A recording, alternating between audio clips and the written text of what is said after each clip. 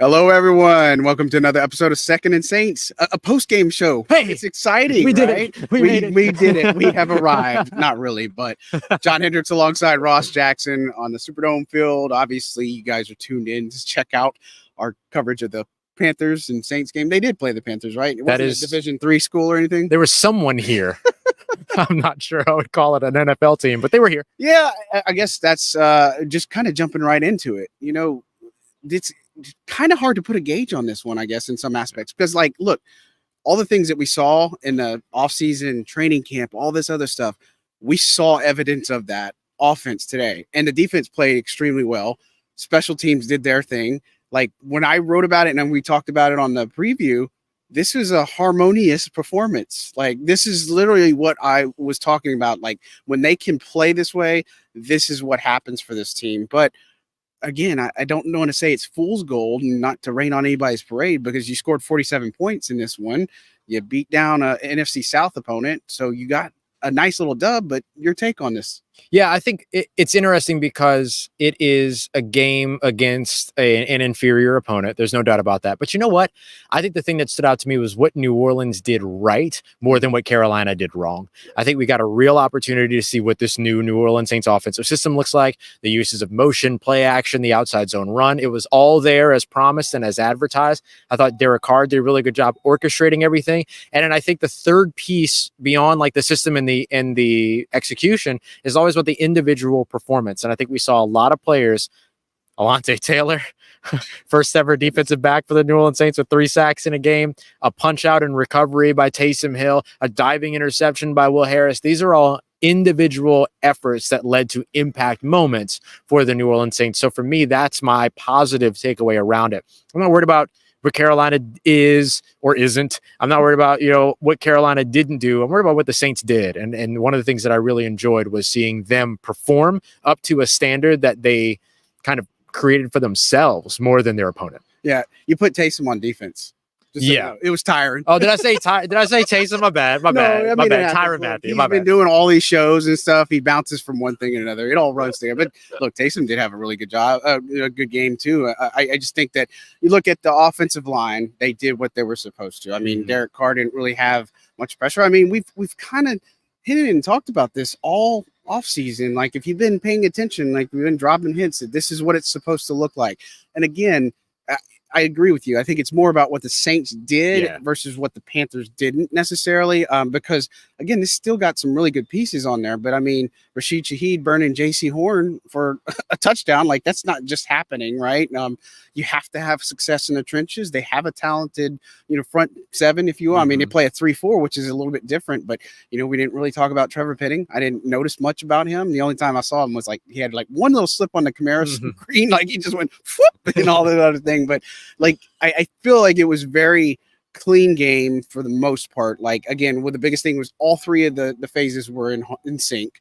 And the fact is, there's still room to grow. But for me, it's about what they do next week. Yeah. Like, this was as consistent as I've seen this team in a long time. Now, of course, they closed out like last year on a high note, beating Atlanta. Yep. But, this year, first time since 2009 that they put up this amount of points, and they put up 45 against the Lions when they played them. So I know people are like, oh, Super Bowl, but come on, let's slow down, right? Let's slow down, walk it back a little bit. But again, for me, is this the real team? Because we've seen in the past that they can beat up on these inferior teams, but when it comes to the harder opponents, that's where I feel like we're going to get more of our answers. Yeah, absolutely. We saw the Saints do this against the New England Patriots last year, right? And we were like, oh, it's all coming together. Like, maybe they turned a corner, all these other things, and then they didn't really turn that corner. But I do feel like this is a little bit different. But I think that it was different in terms of proving a concept. The next 2 weeks are going to be about establishing the reality, right?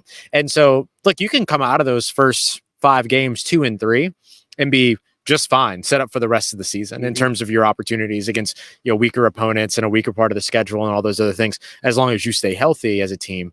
But for me, like, the thing about where New Orleans is right now is that this still felt different, because it wasn't just that the Saints had done something that they couldn't do. Like, last year, the Saints struggled with the same offense that they excelled with against the the New England Patriots. That to me was the fool's gold. to was like, oh, okay, the things that they struggled doing before won them this game. That was about New England being bad. This was nothing but different, new change for the New Orleans Saints, particularly over on the offensive side. And we know the defense is good. There's no surprise there. But I thought that this defense performed really, really well today. But I think that like that's the thing for me that kind of gives me the silver lining coming out of it is that, you know what, they can go and drop the next 2 games. If they do, then they didn't get an opportunity to really maintain that momentum, but it doesn't mean that they're fully out of the conversation. I think what we saw today is a team that can be good. And you're going to see a lot of what we saw New Orleans implement into their offense all around the league with some of the more successful offenses. So the building blocks and the foundation and the identity for a change is there. Yeah, I think for me, what I look at is the fact that if they go into Dallas next week and then, you know, they just kind of come out limping out of the gate and then have to play from behind, that's the type of stuff that I'm talking about. Now, if they play them 4 quarters all the way and then end up losing, I don't think that takes away from what happened this week. I think that's my biggest thing is in the past, this team has shown inconsistency in that one where they'll have this good week and then the next week they just come out slow. They slop and all this other stuff. And so, look, I think that's just kind of the telling point. But, you know, sticking to the game and obviously there's a lot of performances to call out too. I think the run game obviously is the first one. Alvin Kamara. It was Jamal Williams. Look, he got in the end zone. I mean, look, this is a guy who works extremely hard. Some people thought he wasn't going to be on the roster, all this other stuff. I thought he was playing pretty well, getting Taysom in the running game. I mean, it all worked. Like, you got your best players involved in such. And, of course, we got to talk about Derek Carr. I mean, he looked good. He looked comfortable. I mean, I don't see anything. You know, there was one that he might have he just missed Shaheed on that last one where he had it to the end zone. It was better play by the Panthers secondary, but I thought he looked comfortable. I thought he looked poised. He had everything that going for him. But, you know, run game, Derek Carr, the offensive line play, Rashid Shaheed. I mean, all the tight ends catching all the touchdowns and stuff like Juwan Foster. I mean, everything looked good. But, you know, Kamara probably still to show. Derek Carr maybe a close second for me. Yeah, 50th career game for Alvin Kamara, over 100 plus scrimmage yards. He got an ovation here from the home audience. It was really cool. He talked about how much he loved the city and all that kind of stuff after the game. It was great, man. And yeah, I think like if I look at, you know, where I would probably shout out on the offensive side, I think for me it's kind of all about the sequencing, and so I guess that comes down to Clint Kubiak more than anybody else. But you know, the execution and the orchestration by Derek Carr absolutely deserves its thing. 3 passing touchdowns. It took him until week 9. It took the Saints until week 9 to find that kind of success in the passing game last year. Did it on only 200 yards, so you can't even have the empty passing yard conversation critique that a lot of people like to throw out there about Derek Carr. He did it efficiently. 19 at 23 on the way to this one too. But I thought that the other thing that I loved was, look, we came in, sat down, game starts. Not that quickly, but the game gets started, and the first play is a run play to the right side, 9 yards. Taysom Hill on the split zone release, snap during the motion, not just motion, but snap, but motion at the snap, which has an entirely different impact on an offense. And then Alvin Kamara runs for 9 yards, and then they come back, and then it's 1 yard. So what do? They line up Taysom at tailback, and then they run it. I mean, just immediately showing you that they're a different team right off the bat. And then 3 plays later, you get the big 59-yard bomb from Derek Carr to Rashid Shaheed that Rashid said he was a little bit nervous about for a second. He thought maybe he wasn't going to get to it, but he ended up getting to it and then stumbling into the end zone and crossing the goal line. I mean, that set the precedent for the rest of this game. Yeah, I think it was Clint Kubiak, and I was amazed at hearing from the players like Alvin and Derek Carr talking about, like, even the notion of Clint Kubiak not being on the sideline. Right. You know what I'm saying? Like, Alvin was kind of like, man, I barely saw him, you know, because he's kind of like incognito and stuff, but he was able to bounce ideas off of him. Derek Carr was able to have him out there, and Andrew Janako. I mean, we've been talking about this coaching staff so much, this offensive coaching staff, and just the biggest thing that we've hit on is the fact that they said it's like one voice. It's not mixed messaging. Yeah. It's not the tight end coach tells you this, the receivers coach tells you this. It's all funneled down to be one consistent message. And then sometimes simplistic is better, you know, in some aspects. And look, you can run the football. And I think going into this game, you know, Dennis Allen said that running the football was going to be their best friend. And I mean, that was pretty fair. And, you know, especially with Trevor Penning and pass protection kind of being like maybe a question mark, that they got him some confidence early. They ran some stuff to his side. They ran it to Taliesin Fuanga's side. I mean, he looked comfortable as well. I mean, he was actually saying something afterwards that his heart was kind of pounding a little bit after the first several plays, but he kind of settled in, obviously. But, you know, offense, man, they they did an extremely good job in this game. But I really do like the fact that Derek Carr pointed out the defense. Like, he was so quick to point out that the defense gave us what they needed. Like, they didn't have to start drives at the 20. They were able to give them short fields and all that. And again, it's just a recipe for success.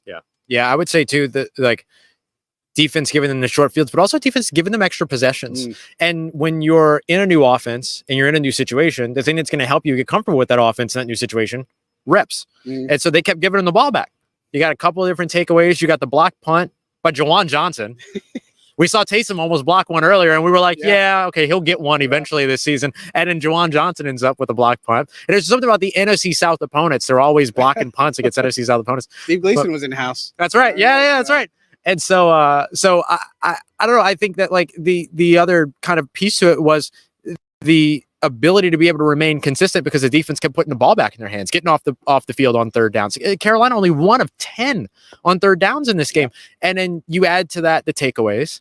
And that just allows your offense to be able to get in the rhythm. And boy, were they in rhythm. 9 straight touchdown scoring drives, or excuse me, 9 straight scoring drives, not touchdowns. My apologies. That would have been crazy. But 9 straight scoring drives, including, this is what I was trying to say, including an opening drive touchdown, which I'll have to dig back. Yeah, right. I'll have to dig back to see how long it took for them to get there last year, but it definitely wasn't game 1. Late in the season. I remember that. So yeah, you're right. I mean, that was the icing on the cake is 9 straight drives where they have scoring. And again, I even looked last year in the Falcons game because they put up all those points and they started their first series as a punt, and then they had a couple of things here and there, but it just wasn't as where it was like today. I mean, I can't remember a game where they've done that. Maybe it was like, again, off the top of my head, when they beat down the Colts when Drew was like a long time ago, was 62-7. I don't know. It's something like that, or the Cowboys and they played in 49-13 or something when not that Monday night game. But again, the bottom line is the offense looked good, it looked comfortable, and again, we just want to know, is this that's the question. Is this the Jekyll and Hyde team, or have they turned a corner? And I don't know that even if they were to beat the Cowboys, did you say, okay, this team has arrived because you got Philly right behind them? But if you can beat one of those teams in the next 2 weeks, I'm more inclined to believe that this is actually the team. And then, of course, we're not saying Super Bowl or anything like that. I know people like jumping to the gun and stuff, because I even tweeted out, I was like, I will not get excited about the Saints in week 1, like the Bart Simpson style.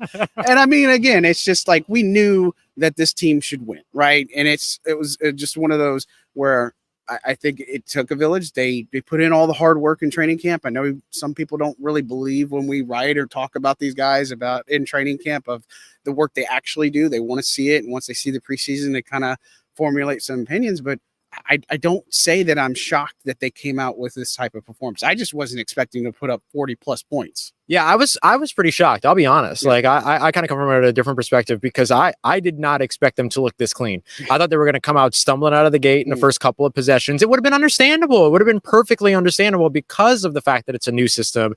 And, you know, Derek Carr was talking the other day in the locker room about how, like, he's got so many offenses in his head and everything like that and everything. But it just looked like he's been in this offense his entire career. And maybe this offense is just closer to the John Gruden offense that he excelled in over with the Raiders.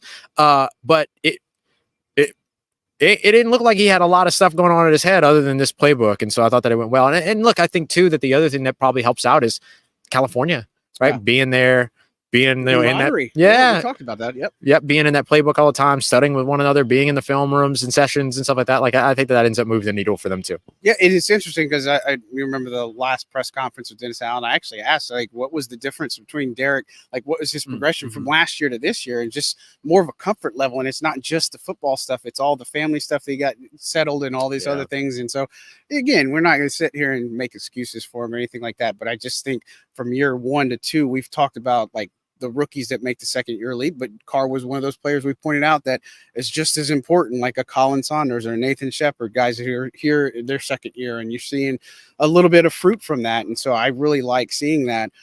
Wasn't without blemish today in the sense of couple of injuries to worry about. So Lucas Patrick left with a toe injury, did not return, didn't see him in the locker room. Landon Young stepped in for him. So that's one that we're really going to end up having to watch out for. I mean, Landon Young, again, we've kind of talked and hyped him up, I guess you say, is the next James Hurst, if you will. And so he's ready. I think they didn't have really much drop off or anything when he entered the game, but Nick Saldivari was a guy that was running with the first team. I don't know what the condition is, but it's something we pay attention to. Foster Moreau's injury was really scary looking, the way he was trying to get up, but he was in the locker room afterward. He looked good. He seemed like everything's just fine. But again, if it's concussion related, there is a protocol that they have to follow. So we'll see how that kind of goes. And then defensively, because we want to hit on the defense because they played exceptional. You brought up the 1 of 10 and the 199 yards that they allowed today. But Marshawn Lattimore, hamstring injury, seems like he's okay. He talked to the media afterwards. It's just not a big deal. Yeah. I mean, that's a big deal in the sense that he doesn't typically, and that's no shot at Marshawn, but like he was willing to talk and all this other stuff. So that's good. Willie Gay Jr. is probably the one I'm worried about more because he left the field. He was coming in here questionable as it was for the back injury, but he left the field towards the end. So something to watch out for. But I think they can weather some of these injuries. They probably get some more of these players back. But look, the defense, they got some pressure after Bryce Young. Alontae Taylor looked outstanding.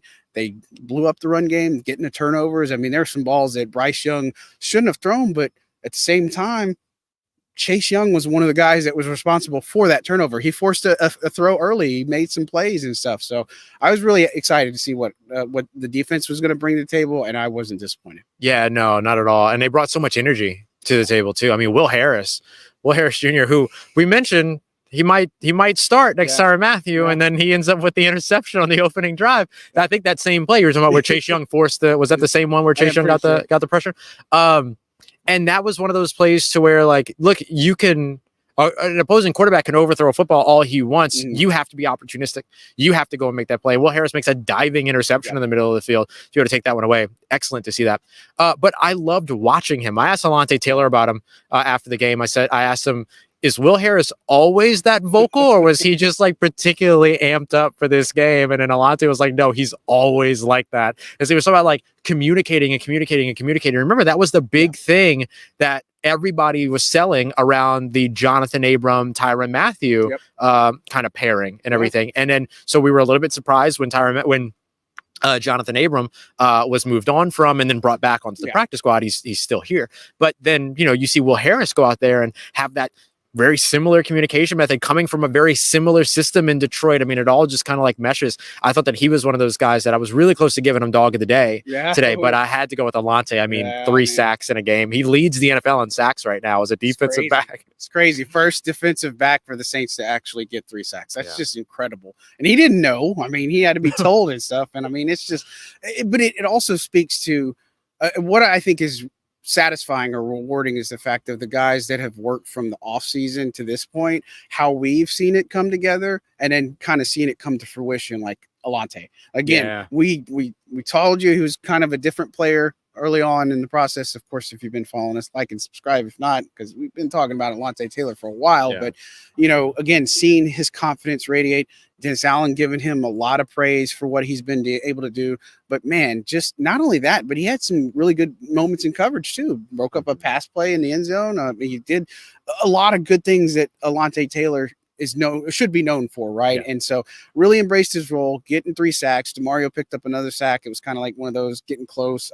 That was a weird sequence where they punched the ball out in the end zone, and then they were saying one thing, nobody knew what was going on, but giving up the 1 touchdown and a field goal. I mean, 10 points, I'll take that any day. But look, I thought overall, I was happy with seeing what the pressure was building. Linebacker play looked really good to me, and in the secondary, look, even when Marshawn went out, Kool-Aid McKinstry looked pretty comfortable. And we kind of talked about that, is that even Tyrann kind of saying it early in the offseason that at some point he's going to be counted on. He got thrown into fire really quickly. Yeah, very fast. And this is part of the thing, right? This is the war of attrition that is the NFL. You're always going to have players leave with injury. Now, you don't typically have 4 starters leave in a single game and everything. So that's unique. But to be able to have Foster Moreau go off, and then you've got Juwan Johnson and Taysom Hill who can continue to contribute. When you have a Lucas Patrick come off, and then you have a Landon Young that can plug in, that has a lot of experience with this offense and in this system. When you have Marshawn Lattimore go off, and then you can plug in a Kool-Aid McKinstry, the 2nd-round rookie, and still hold a high level of standard on your defense, that's huge. And like, that's the stuff that used to win the Saints games back in 2017 and 2018. Like, I'm not trying to like draw too much of a comparison between the two because they deserve it to stay separated needed. But, those are the things that ended up making such a big difference, was them being able to overcome those bits. And sometimes you overcome that because of the talent of the players. Other times you overcome it because of the scheme. Other times you overcome it because of the help of other players, whatever. As long as you can overcome it, you overcome it. And that's one of the things that used to win them games back then, and it helped them win. Well, I think the game was pretty well set, but they won today despite those injuries. Sure. Yeah. And of course it's good. It's good to kick off this momentum. I mean, they had that winning streak coming into it. They hadn't lost a opener since 2018. And so they had the streak that kept going and such. But again, focus attention, like every player even said it too. Like, we're going to enjoy this one. We're not getting too high. This Allen's kind of like, let's keep it even kill, if you will. And let's get ready for Dallas. And I mean, I think that's the exact mood to have, is that, I don't think the club dub wasn't too crazy. Like, it was nice, but it wasn't like over the top excessive. But I think the team just kind of has an idea of what this game was. They took care of business, got out with a win, came in relatively healthy, and now it's time to focus on the next one. You mentioned Juwan Johnson's punt block, but we got to mention Blake Grupe. Oh my goodness! He had some 50 bombs, some 40-yard kicks. I mean, he was 4-4 today, and for a guy who, I mean, it was an intense training camp battle with Charlie Smith, and Charlie Smith just came up a little short. That injury towards the end might have hurt him a little bit more, but he's still in the practice squad. He's still here. But Blake Grupe, the confidence that they have in him and the confidence that he was able to show, I mean, he didn't miss any extra points, made all 4 of his field goals. If he doesn't make any of them, then it's still a win. But again, taking advantage of those drives and position, good confidence builder for him. Yeah, tied his career long as well with that 57-yard field goal at the early point in the game. It was funny because we were watching that, and then we saw them go out there and attempt that field goal, and I thought that was an aggressive move. I think last year's New Orleans Saints would have punted that. Yeah. I really, really do. And so they had gone out there already showing that they were aggressive. They get the interception, they come back, and then they end up kicking that 57-yard field goal. Here's my additional shout-out. We spoke about Alvin Kamara, but for me, Alvin Kamara did not get a contract at the beginning of this season, right? He walks into week 1 with no contract extension, didn't get the new deal done, stuff like that. And he still comes out here, he performs, has a heck of a game in the process, ran for over 80 yards, and got into the end zone. And I think, so you saw him saying basically, hey, contract didn't get done, but I'm going to still show up and I'm going to play. Yeah. And one of the things that he told us during training camp was, I'm not mad at the team. The contract negotiations ain't got nothing to do with the coaches, ain't got nothing to do with the players. So why would I hold them accountable for any of that kind of stuff? Why would I impact them for any of that kind of stuff? And then you saw it reciprocated. He gets the rushing touchdown that gets called back, and Clint Kubiak just keeps feeding him and feeding him and feeding him, for any of my Wu-Tang fans out there. But that was a pull. But just keeps feeding him until he finally gets it to the end zone. He said that meant a lot to him to kind of have that moment. So I thought that was a pretty cool thing to see too. One of those things that plays over and happens over the course of a game that doesn't usually like see the light of day, but really good stuff there. Yeah, and he said the whole entire plan was for him to show up. Like, it was never a question that he was going to hold out or do anything like that. He just wants to play ball. And I mean, again, we, at the possibility of Alvin Kamara in this offense, I mean, we've kind of hyped him up a good bit, right? And today was a proof that, he can really be a factor. But when you were averaging, at one point, he was averaging, I think, 7.7 yards a run, and he had like 7 carries or something crazy like that. I mean, it was just really good to see Alvin get back. And we were curious to see, because I know everybody talks about the Christian McCaffrey, comparisons, all this stuff. He can be Christian McCaffrey in this offense, which is fair, but I think you saw a glimpse of what that could be. But he doesn't have to shoulder the load alone, right? He has Taysom and Jamal Williams getting. That's the best thing for him, is the fact that you can get some extra, help there. And of course, it helps when you have good blocking. I thought low key, Adam Prentice did a pretty good job too as a blocker in here. I know we don't talk about fullbacks, or I mean, we do sometimes, but I mean, people are going to look at the fullback as long as special teams as well. But again, I think it was a pretty solid effort all around. But man, I guess if I had to say your game ball, I think you might go Kamara, but who would you give your game ball to? I would give out 2. 2? Do they have to be players? No. If you're because my first one I was thinking about was Clint Kubiak. Sure, yeah. And then I'm torn between Derek Carr and Alontae Taylor, because I think both of them deserve it. But I'll go Clint Kubiak and Derek Carr. Like, they were the ones that had the most to prove coming out here in this game for different reasons. Like Clint Kubiak, nobody was doubting him or anything. That just nobody knew, And so I think those guys came in with maybe the most the most pressure, not the Sure. most approved. That was the wrong way to say it. I'm sorry. The most pressure. Sure. And I thought that they cashed in on that. I think for me, Alvin's probably the easy, low hanging fruit. I definitely think Alante deserves one, for sure. And then as far as other ones, I'm torn on him and Rashid, because I think Rashid, he almost had a punt return for a touchdown, but Rashid Shaheed opening up this offense, like you see the results of being able to set up the run and the play action and stuff. And the Rashid Shaheed's just so exciting and such. But I might have to split the game ball, but I think it's probably a toss up. But I guess I'll just go with Alvin, because Alvin was kind of the main focal point here, and he was able to, like you said, just keep getting the ball one after another. And so I thought he looked good. There's still the times where he's running on the side, and it doesn't even look like he's going full speed, but he's doing his thing. It's crazy how smooth he is still. And that's the thing, like you were talking earlier. I'm glad that you said that, because that means I get to come back to this. Sure. Great. Great. I think that like the big thing that you mentioned about Christian McCaffrey, right? About, he could be Christian McCaffrey in this offense. I just want him to be Alvin Kamara again. Sure. Yeah. You know what I mean? Like the Alvin Kamara again. And he looks so much like that today. Like there were so many people asking, like, does he still have the explosion? Does he still have the elusiveness? All that. Yes. You know what I mean? I think you saw it. I think you definitely saw it here today. So I thought that was a big one. I think Rashid Shaheed was feeling himself today. So and rightfully so. Yeah. So we'll give him we'll give him the bonus game ball. He needs to get one. Yeah, right? I love bonus game. You know how I know he's feeling himself? He came out on that post game and he kept them glasses on. I was like, oh snap. Yeah, all business. All right. No, he's feeling himself. So I love it. Yeah, it was really good. So Saints start off 1-0. They've got the big test next week. A little surprised at Atlanta today. They lost 18-10. 10 points with Kirk Cousins at the helm. I think we had some concerns about that. Of course, we're not going to base it off of 1 week, but really disappointing if you're a Falcons fan. But the Saints get an early division win. That's good for them. We'll see where Tampa kind of falls there. But, again, this is a marathon, not a sprint, right? So there's a lot of things that are going to be coming down the pipeline. We're going to be talking plenty about, next week. But for now, savor the win over the Panthers.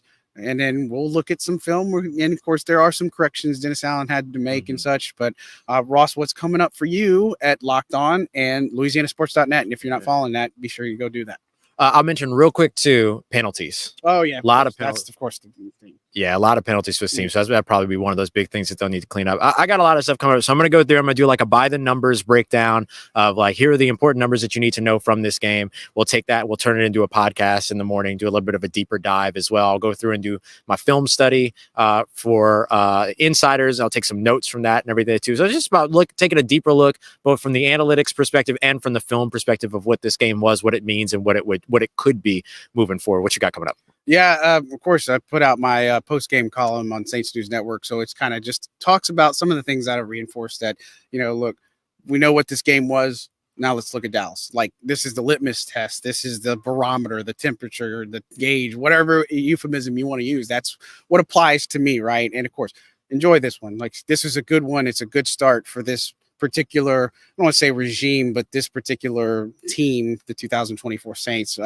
But of course, we'll have snap counts, all that we're going to look at, and then we're going to look at film breakdowns. We've talked about doing that as well. Maybe a show, but we'll see, because NFL's kind of iffy on some of their digital material, but plenty more to talk about in this game. And then we'll get into Dallas mode, and then hopefully you don't have a storm that hits in the middle of all that, which could throw them a wrench in some things. But other than that, guys, we absolutely appreciate all your support and tuning into our post-game show. We'll have plenty more on Second and Saints. Don't forget to like, subscribe, follow, check the links, support the show. A lot of cool things happening, and it's not possible without this guy. So I can't thank him enough for doing all the work he does and then some for us. But on behalf of Ross Jackson, John Hendricks signing out for another episode of Second and Saints. We'll talk at you soon. Love you.